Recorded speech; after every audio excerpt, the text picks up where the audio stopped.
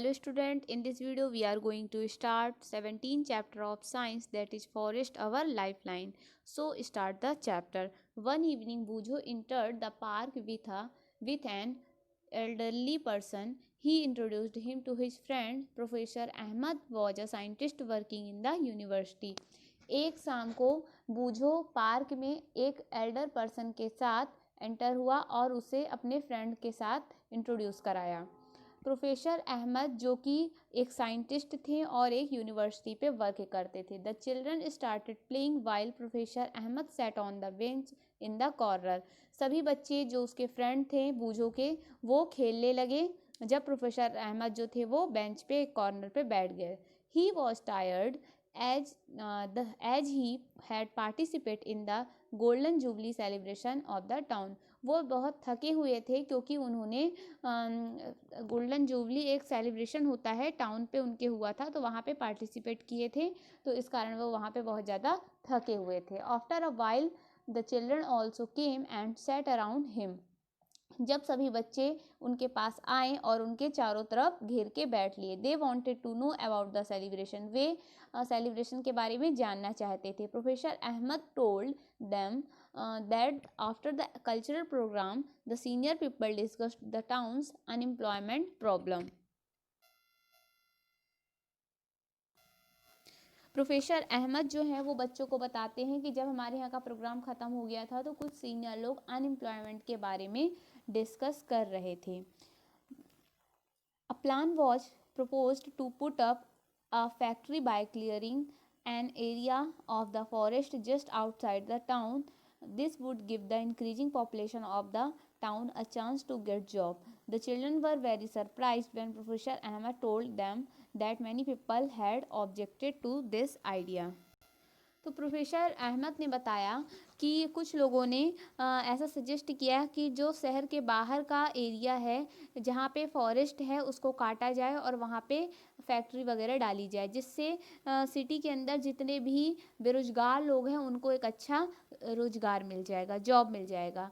फिर प्रोफेसर बताते हैं कि बच्चों को कि कई लोग जो थे वो इस आइडिया को सही नहीं माने, तो बच्चे बहुत ज़्यादा सरप्राइज थे कि ऐसा क्यों हुआ होगा, उनको ज़्यादा इस चीज़ के बारे में पता नहीं था। This is because the forest serve as green lungs and water purifying system in nature. Professor Ahmed explained. तब बच्चों को प्रोफेसर अहमद ने बताया कि ऐसा इसलिए वो लोग इस चीज़ से एग्री नहीं थे इस डिसीजन से, क्योंकि जो फॉरेस्ट होते हैं वो हमारे ग्रीन लंग्स होते हैं और इसके अलावा ये हमारे नेचर में वाटर को प्योरीफाइंग करते हैं। इस कारण से वहाँ के जो लोग थे वो फॉरेस्ट को काट कर फैक्ट्री बनाना नहीं चाह रहे थे, कुछ लोग ऐसा। The children were confused। Professor Ahmad realized that the children had not visited a forest। तो बच्चे बहुत ज़्यादा कंफ्यूज थे। प्रोफेसर अहमद को ये रियलाइज्ड हुआ कि जो बच्चे हैं वो फॉरेस्ट को अभी विजिट नहीं किए हैं। The children also want to know more about the forest, so they decided to visit in with professor Ahmed. तो बच्चे जो थे वो फॉरेस्ट के बारे में जानने के लिए बहुत ज़्यादा इंटरेस्टेड दिखाई दे रहे थे प्रोफेसर अहमद को, तो उन्होंने डिसाइड किया कि वे लोग सब कोई मिल करके, प्रोफेसर अहमद और सारे बच्चे मिल करके फॉरेस्ट में विजिट करेंगे। Visit to a forest. One Sunday morning the children packed a few things like a knife, a hand lens, a stick, a notebook and walked together through a forest trail near a village. तो एक Sunday morning में decide किया बच्चों ने कि चलो हम लोग फॉरेस्ट घूमने चलते हैं, तो बच्चों ने बहुत सारी चीज़ें पैक किया, जैसे नाइफ हो गई, हैंड लेंस, स्टिक, नोटबुक, और सब लोग साथ साथ चलने लगे और एक विलेज के नियर में पहुंच गए। On their way they made Tibu. वो रास्ते से जा ही रहे थे कि उन्हें एक लड़का मिला जिसका नाम टिबू था। A young boy of their age group. वो एक यंग बॉय था जो कि उन्हीं बच्चों के एज ग्रुप का था। Of nearby village who was taking cattle for grazing along with his aunt. और वो क्या कर रहा था, एक विलेज में अपनी आंट के साथ आया हुआ था और बहुत सारे कैटल्स को ग्रेजिंग करा रहा था। मतलब अपने साथ गाय भैंस वगैरह होती है ना, भेड़ बकरी, तो ये सारे जानवर को लिया था, उनको ग्रेजिंग करा रहा था। He was very agile. running here and there to keep the herd together. When he saw the children, Tibu also started walking along with them, while his aunt went on a different path. तो जब टीबू ने उन बच्चों को देखा तो वो बच्चों के साथ साथ चलने लगा, और जबकि जो उनकी आंट थी वो अलग ही रास्ते पे जा रही थी. As soon as they entered the forest, Tibu raised his hand and signaled them to keep quiet because noise could disturb the animal living in the forest. तो जैसे ही बच्चे जंगल पे पहुंचे तो वहां जाकर के बहुत ज़्यादा शोर मचाने लगे. जैसे आप लोग तो जानते हो कहीं कोई ऐसी एरिया पे जाते हैं जहाँ बहुत सारे बच्चे कोई नई जगह देखने को मिले तो सब लोग शोर मचाने लगते, तो सेम वैसे ही वो बच्चे भी कर रहे थे. फिर टीबू ने उनको शांत कराया और उन्हें बोला कि हल्ला मत करो, नहीं तो ये एनिमल्स को, जो फॉरेस्ट में एनिमल्स रहते हैं, उसको डिस्टर्ब होगा. टीबू then took them to a place at a height to show them the broad view of the forest. फिर टीबू उन बच्चों को सबसे हाईएस्ट पॉइंट पे ले गया है जहाँ से वो फॉरेस्ट को अच्छी तरीके से देख सकें. Children were surprised because they could not see any land. बच्चे बहुत ज़्यादा सरप्राइज थे क्योंकि उनको लैंड एरिया नहीं दिख रहा था, उन्हें प्लांट ही दिखाई दे रहे थे. जैसे इस पिक्चर पे देखिए, इस टाइप सा व्यू उनको दिखाई दे रहा था, सब जगह प्लांट दिखाई दे रहे थे, कहीं भी उनको लैंड नहीं दिखाई दे रहा था. तो वो बहुत ज़्यादा सरप्राइज्ड थे. The different tree top had formed green cover over the land, however the cover was not uniformly green. देखिए इस पिक्चर पे देखिए, ये जो पूरी जगह ये जो पेड़ हैं वो सब जगह एक जैसे ग्रीन नहीं दिखाई दे रहे, कहीं पे बहुत ज़्यादा डार्क है, कहीं पे बहुत ज़्यादा लाइट है. तो वही चीज़ था कि सभी बच्चे ये देख रहे थे कि जो उनकी ग्रीनरी है वो यूनिफॉर्मली नहीं है, मतलब सब जगह अलग अलग तरीके से ग्रीन है. The environment was peaceful and a cool breeze was blowing. This made children quite fresh and happy.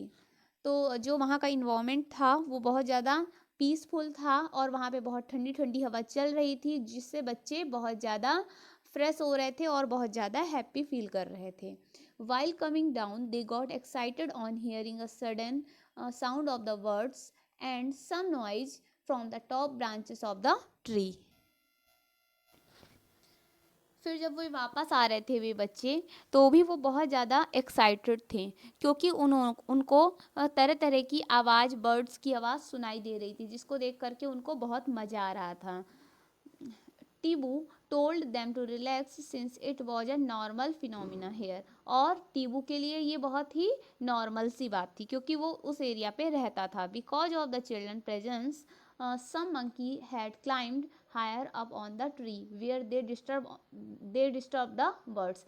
जब वहाँ के जो एनिमल्स थे जैसे मंकी वगैरह, तो उन्होंने जब देखा कि वहाँ पे बहुत सारे बच्चे आ गए हैं, तो मंकी, अब जैसे हम लोग एनिमल से डरते हैं तो हमको देख करके एनिमल भी डरते हैं, तो वो डर के मारे क्या कर रहे थे, एनिमल जो थे वो ट्री की जो हाईएस्ट वाली मतलब हाईएस्ट ऊंचाई पे जो पेड़ था तो वो उस पे चढ़ रहे थे, डर के मारे, उनको भी डर लग रहा था और वो बर्ड्स को डिस्टर्ब कर रहे थे.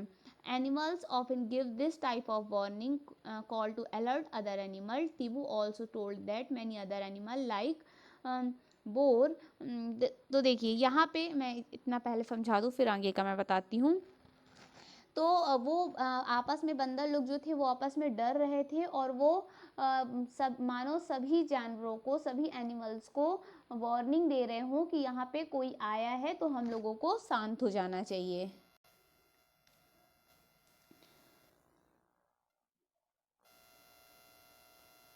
यहाँ पे थे हम लोग. Animal often give this type of warning call to alert other animal. Tibu also told that many other animal like boar, bison, jackal, porcupine, elephants live in the deeper area of the forest. Professor Ahmed cautioned children that they should not go deep into the forest. तो टीबू ने बताया कि कुछ ऐसे animal जैसे bore हो गया है ना, उसके अलावा पिजन हो गया, जैकॉल हो गया, एलिफेंट हो गया, वो फॉरेस्ट के डीपर एरिया पे रहते हैं. तो प्रोफेसर अहमद ने बताया, बच्चों को बोला कि हमें ज़्यादा गहराई पे जाना जंगल पे ठीक नहीं है, मतलब उन्होंने मना किया. Boojho and Paheli remembered that they have studied about forest as an example of habitat in class 6th। तो जो पहली और बूझो थे वो इस चीज़ को रिमेम्बर्ड कर रहे थे कि उन्होंने क्लास 6th में पढ़ा है, मतलब कि जो एनिमल्स होते हैं वो हैबिटाट होते हैं। हैबिटाट मतलब होता है जो जिस एरिया पे रहने के लिए वहाँ के अनुसार अनुकूलित हो जाता है उसको हैबिटेट बोला जाता है। जैसे हम लोग, यदि हमें फॉरेस्ट में बोला जाए तो हम लोग वहाँ पे नहीं रह पाएंगे क्योंकि हम लोग लैंड में रहने के आदी हैं, है ना। इसी तरीके से जो वाइल्ड एनिमल होते हैं उन्हें फॉरेस्ट में रहना अच्छा लगता है क्योंकि वो वहाँ के हिसाब से उनकी हैबिटाट पड़ी रहती है ना। तो वही हैबिटाट यहाँ पे बताया जा रहा है। They could see now how the forest provide a home for many plants and animals.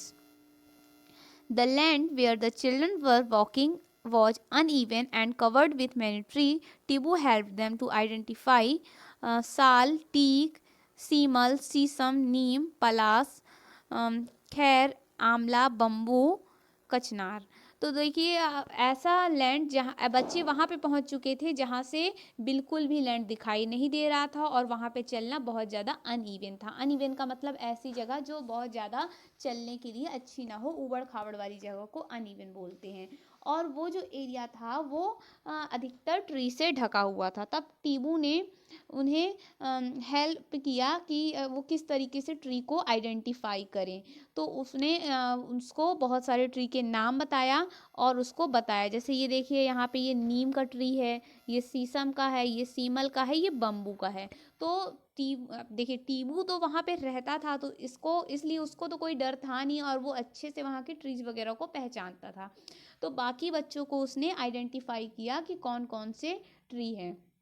Professor Ahmad pointed out that there are several other trees, shrubs, herbs and grasses in the forest. Professor Ahmed ने इस बात को pointed out किया कि वहाँ पे बहुत सारे ट्री हैं, जैसे श्रब हो गया, हर्ब हो गया, ग्रासेस हो गई, तो ये सारे ट्री वहाँ पे हैं। The tree were also covered with different type of creepers and climbers. तो देखिए जो ट्री थे वो कवर थे पूरी की पूरी तरह से बहुत सारे क्रीपर और क्लाइंबर के द्वारा। तो देखिए क्रीपर्स क्या होते हैं और क्लाइंबर्स क्या होते हैं। क्लाइंबर्स उसको बोलते हैं ऐसे पेड़ जो कि मतलब ऊंचाई पे चढ़ते जाते हैं, जैसे ग्रेप्स वगैरह हो गया, आपने देखा होगा। तो जो बढ़ने वाले होते हैं उनको बोला जाता है क्लाइंबर्स ट्री, और क्रीपर ट्री जो नीचे नीचे फैलते हैं उनको बोला जाता है। The sun was barely visible through the leaves of the tree, making it quite dark inside the forest. तो देखिए यहाँ पे इतने ज़्यादा घने जंगल हैं, उन्होंने देखा कि यहाँ पे चारों तरफ पेड़ ही पेड़ हैं और इतनी ज़्यादा घना जंगल है कि यहाँ पे सनलाइट आ नहीं पाती, जिसके कारण यहाँ पे पूरा डार्क टाइप सा फॉरेस्ट के अंदर बना रहता है। फिर यहाँ पे एक्टिविटी बताई जा रही है जो कि इतनी ज़्यादा इम्पॉर्टेंट नहीं है। Sheila wondered who would have planted these trees. Professor Ahmad replied that in nature tree produced enough seed. Sheila जो है वो बहुत ज़्यादा वॉन्डर्ड है, वो ये सोच रही है कि इतने सारे ट्री जो कि फॉरेस्ट में हैं उनको कौन प्लांट करता होगा। फिर प्रोफेसर अहमद उसको इस चीज़ को बताते हैं कि देखिए क्या होता है कि ये जो प्लांट्स हैं वो अपने आप उगते हैं, क्योंकि क्या होता है जो बड़े बड़े ट्री है उसके सीड्स वगैरह नीचे गिर जाते हैं और फिर दब जाते हैं और जब बारिश होती है तो फिर वो नया पेड़ बन जाते हैं। तो इस तरीके से यहाँ पे बहुत सारे ट्री जो है वो अपने ही आप उग जाते हैं। The forest floor provide favourable condition for them to germinate and develop into seedling and sapling. Some grow up into trees. He added that branchy part of tree above the stem is known as the crown of the tree. फिर वो उसको बताते हैं कि crown क्या होता है। तो देखिए किसी भी ट्री का जो ब्रांचली पार्ट होता है, मतलब स्टेम के ऊपर वाला, जैसे देखिए ये पिक्चर है, आप ये देखिए, ये हमारा प्लांट हो गया, तो इसका जो स्टेम हो गया ये, ठीक है, स्टेम के जो ऊपर वाला पार्ट होता है, यानी कि ये वाला पार्ट जो कि ब्रांच के ऊपर होता है, स्टेम ब्रांचली पार्ट होता है जो कि स्टेम के ऊपर होता है, उसको क्राउन बोला जाता है। तो ऐसा उसको प्रोफेसर अहमद बताते हैं। Professor Ahmed asked children to look up and observe how the branches of the tall tree look like a roof over the other plant in the forest. He told them that this is called the canopy.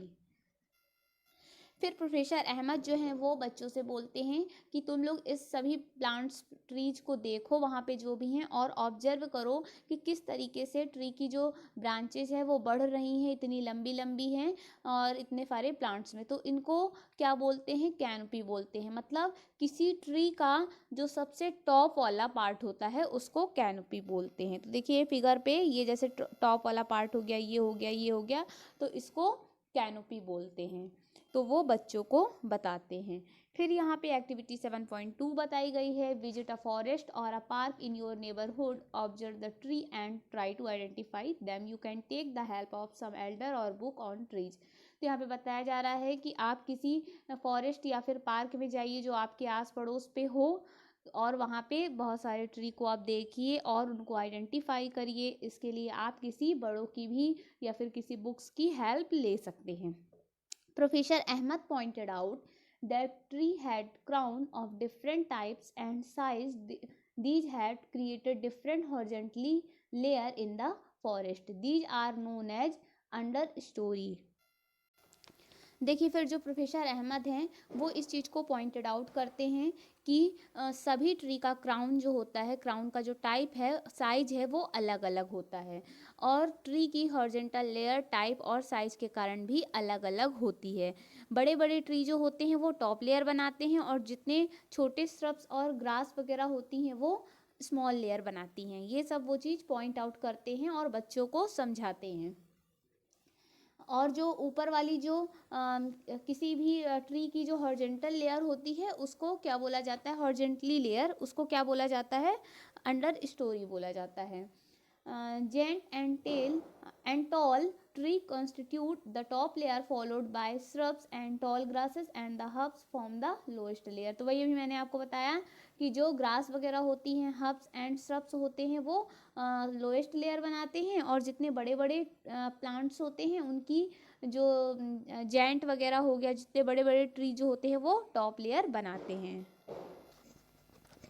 Would we see similar kind of tree in every forest, क्या हमें similar tree देखने को मिलते हैं सारे forest में, है ना। आस्क्ड द बूझो, बूझो ये पूछता है। Professor Ahmad said no, due to different climate condition there are variation in the type of tree and other plants.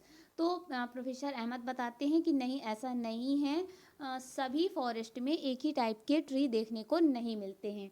ये उनकी क्लाइमेट कंडीशन पे डिपेंड करता है कि कौन से ट्री और वहाँ के प्लांट्स किस तरीके से वेरी करेंगे, किस तरीके से उनका शेप और साइज होगा, ये वहाँ की क्लाइमेट कंडीशन को पे डिपेंड करता है। The type of animal also differ from the forest to forest. तो सभी एनिमल्स के जो टाइप होते हैं वो हर फॉरेस्ट में एक दूसरे से डिफर करते हैं, मतलब कि अलग अलग होते हैं। प्रोफेसर अहमद उन बच्चों को बताते हैं। A few children were busy watching beautiful butterflies fluttering here and there on the flowers of shrubs and herb. अब देखिए कुछ बच्चे जो हैं वो बहुत सुंदर सुंदर बटरफ्लाई को देखने पे बिजी हैं, जो कि यहाँ वहाँ मतलब फ्लावर्स में के स्रब और हर्ब में, श्रब और हर्ब के फ्लावर में यहाँ वहाँ घूम रही हैं, उनको देखने पे बिजी है बच्चे।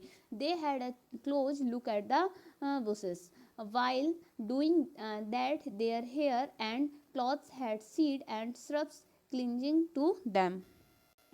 देखिए फिर क्या होता है, जो झाड़ियों के जो छोटे छोटे से हेयर्स होते हैं वो बच्चों के कपड़े पे लग जाते हैं, और जो पेड़ों में वहाँ पे जो आसपास पेड़ हैं जहाँ पे बच्चे चल रहे हैं, कुछ कटीली झाड़ियाँ हैं वो भी बच्चों के पेड़ पे लग गए हैं। देखिए हर्ब एंड श्रब क्या होता है, जो छोटे छोटे प्लांट्स होते हैं उसको हर्ब एंड श्रब बोला जाता है। They come across numerous insect, spider, squirrels, ant and various other animal on the bark of the tree। तो वो जब नीचे की ओर आते हैं तो वो देखते हैं कि बहुत सारे इंसेक्ट जैसे स्पाइडर हो गया, स्क्वेरल हो गया, आंट हो गया, है ना, और इसके अलावा अदर जो स्मॉल एनिमल है वो पेड़ के तने पे चिपके हुए हैं। Plant leave on a decaying leaves on the forest floor, और जो प्लांट्स की लीव है या फिर खराब जो लीव्स है वो फॉरेस्ट के फ्लोर पे बिछी हुई है। ये देखिए यहाँ पे फिगर पे ये बताया गया, ये देखिए यहाँ पे उसका फ्लोर है फॉरेस्ट का, जहाँ पे आप कभी ऐसे एरिया पे गए होंगे तो आपको अच्छे से ये रियलाइज्ड होगा कि नीचे क्या होता है, बहुत छोटी छोटी सी खराब खराब सी पत्तियाँ गिरी होती हैं, घास फूस लगा रहता है ना, झाड़ियाँ होती हैं, कुछ पत्तियाँ एकदम सूखी सी पड़ी रहती है, कटीली होती हैं, है ना, झाड़ियाँ होती हैं कांटेदार से, तो इस टाइप सा वहाँ पे फ्लोर है।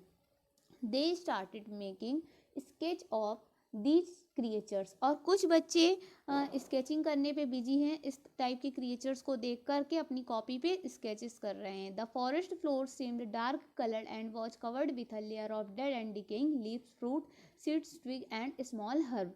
और जो फॉरेस्ट का जो फ्लोर है वो एकदम डार्क कलर का दिख रहा है, जो कि बहुत सारी लीव्स, फ्रूट, सीड से कवर है, जहाँ पे खराब पत्तियाँ वगैरह भी हैं। The decaying matter was moist and warm.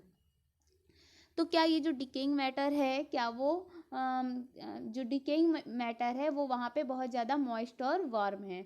Children pick up various seed and leave for their collection. बच्चे क्या कर रहे हैं, वहाँ पे जो भी सीड्स वगैरह पड़े हैं, लीव्स वगैरह पड़े हैं, तो उनको उठा उठा के रख रहे हैं, कलेक्शन कर रहे हैं उनका।